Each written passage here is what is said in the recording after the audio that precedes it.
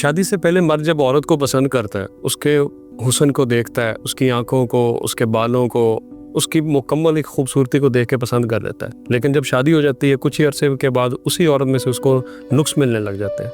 तो मर्द इतनी जल्दी बदल क्यों जाते हैं? वो जब पसंद कर रहा होता है ना, तो वो ज़ाहरी सारी चीज़ें देख रहा होता है जी। और हाँ, ये मर्द की फितरत है, ये औरत की फितरत है, इंसान की फितरत है। इंसान खूबसूरत चीज़ों को पसंद करता है और उसे खूबसूरती अच्छी लगती है और वो अट्रैक्ट होता है, दैट्स फाइन।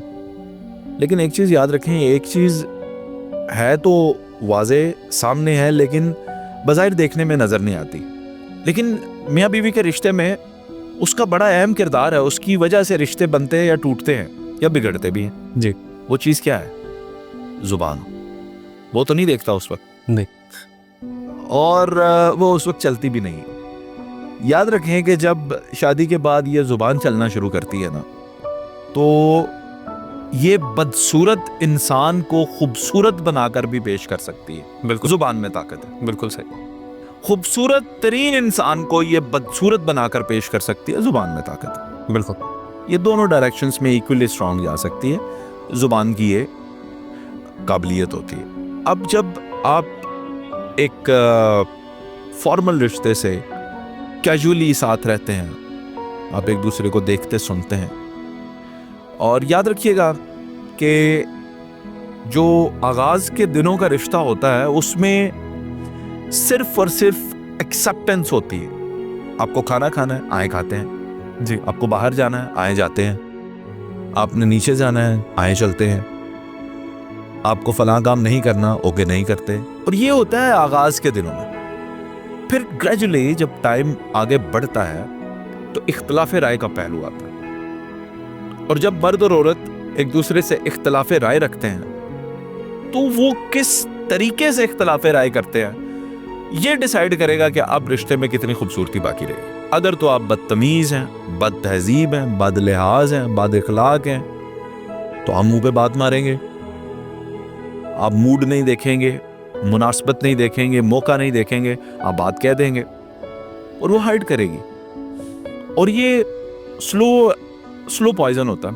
ये ग्रेजुअली इंसान को जो है ना अंदर से हर्ट करता करता एक दिन आके फटेगा, चाहे वो बीवी है चाहे वो शोहर है, वो फटेगा। सही।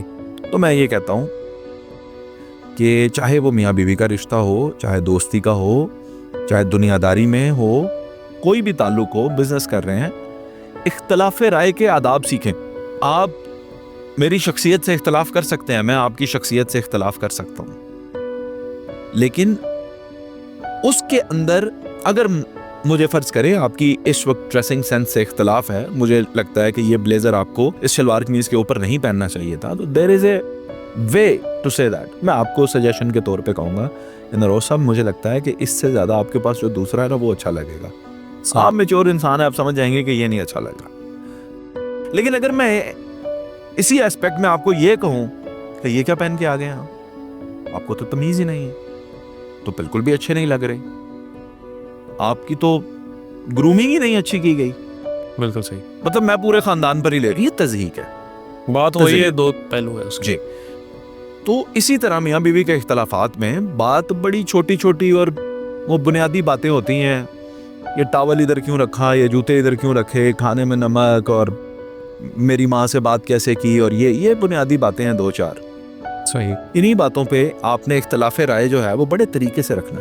इख्तिलाफ राय को लेकर चलते चलते शौहर या बीवी दोनों में से कोई एक बद इखलाक हो ही जाए तो उसका इलाज क्या है? बद इखलाकी, याद रखें, इंसान की फितरत के अंदर एक चीज़ है कि अगर वो अच्छा काम करे या वो बुरा काम करे, इक्वली दोनों के अंदर इंसान की नेचर ये है कि वो उस एक्टिविटी को नॉर्मल बिहेवियर के अंदर ले आता है। मिसाल के तौर पे सही। एक शख्स है, वो 5 वक्त की नमाज पढ़ता है, तहज्जुद भी पढ़ता है, शुरू से तो नहीं पढ़ता था, फिर उसने इस बिहेवियर को अडॉप्ट किया, और ऐसा अडॉप्ट किया कि अब उसको नींद नहीं आती नमाज पढ़े बगैर।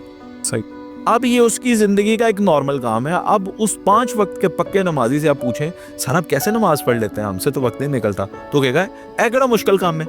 बिल्कुल। फर्ज है सर, बिकॉज अब उसके लिए ये कोई मसला नहीं है। उसके रूटीन इक्वली ऑपोजिट आ जाए, इक्वली ऑपोजिट आ जाए। एक ऐसे शख्स से जो शराब नोशी करता है, एक ऐसे शख्स से जो कुछ और ड्रग्स लेता है। मैंने ऐसे लोगों को देखा है, वो बकायदा दलील देते हैं कि ये तो हमारी सेहत के लिए अच्छा है जी। अच्छा, हम तो अपने स्टेमिना के लिए कर रहे हैं, हम तो अपनी सेहत के लिए, फलाना डॉक्टर भी कर रहा है, वो देखें उधर। आई विटनेस दैट।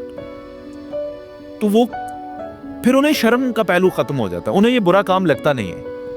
पहले छुप के पीते हैं, फिर पीकर सड़कों पे आते हैं, फिर थाने में चले जाते हैं। फिर नॉर्मल हो जाता है उनके लिए। पहली दफा हर वो शख्स जो सिगरेट पीता है वो कभी लोगों के सामने नहीं पीता, वो चुप कर पीता है। लेकिन सिगरेट आहिस्ता आहिस्ता उसे बताता है कि भाई ये नॉर्मल बात है, सिगरेट पीना क्या बुरा। फिर वो बाप के सामने भी पीता। सही। That's what I did when I was a smoker. I used to do. मैं अपने वालिद के सामने भी पी लेता। तो पहले जुर्रत थी, वो जुर्रत कहां से आई? उस नेगेटिव बिहेवियर ने मुझे ये बताया कि भाई ये नॉर्मल बात है। सही। तो आप जब इस तरह की एक्टिविटीज करते हैं तो वो जो आपने बदअखलाकी की बात की, तो वो आहिस्ता आहिस्ता आपकी पर्सनालिटी का हिस्सा बन जाता है। इसका एक ही सॉल्यूशन है, कैथारसिस। अपने अंदर झांकें, रोज सोने से पहले कम से कम अपनी गलतियों को देखा सुना करें और अल्लाह के हुजूर एतराफ़ किया करें कि मालिक कायनात हमसे ये गलती सरजद हुई या हो रही है। हिम्मत अता कर, जान छुड़वा। ज्यादातर तो ये भी एक दूसरे का ही मुहासबा कर रहे होते हैं। देखिए, मुहासबा अपना ही होना चाहिए, आप किसी का नहीं कर सकते। You have no rights to जज समबडी। जी, अब अपने आप को जज करें, मेरे अंदर क्या गलती है। और याद रखिएगा कि आप, वो मौलाना तारिक जमील की मुझे बात बड़ी खूबसूरत याद है। वो तावीज़ देने आ गई कोई औरत उनसे, तो उन्होंने कुछ भी नहीं लिखा, ऐसे ही दिया और कहा दांतों में दबा लेना है जब भी सांस से लड़े। तो हुआ क्या कि यहाँ वाली तो बोलती नहीं थी, सास ने भी बोलना छोड़ दिया। तो बिहेवियर एक तरफ से ही चेंज हो। कुछ लोग कहते हैं ना जी मैं ही क्यों बदलूं, तो आपके बदलने से भी फर्क पड़ेगा ना सामने वाले पे। बिल्कुल सही। So it is a tit for tat situation. आप अच्छे हो जाएं, दूसरा भी हो जाएगा। और बर्दाश्त पैदा करें, और एक दूसरे के साथ मैं समझता हूँ कि इख्तलाफ राय को बड़े अदब के साथ पेश करना चाहिए। किसी की तज़हीक, किसी की तज़लील नहीं करनी चाहिए। औरत है, अगर आपकी बीवी है तो उसे फिर भी इंसान का दर्जा दें, उसके भी उतने ही राइट्स हैं। मर्द है, नहीं भी कमा पा रहा, जो भी है, आपका शोहर है, उसका वो दर्जा तो कभी ख़त्म नहीं हो सकता ना। लेकिन आप सिर्फ़ और सिर्फ बाज़ औक़ात कमाई की बुनियाद पर और फैमिली में वैल्यू की बुनियाद पर जज करते हैं, नहीं तेरी तो कार कोई सुनता ही नहीं। Still he is your husband, you should respect him.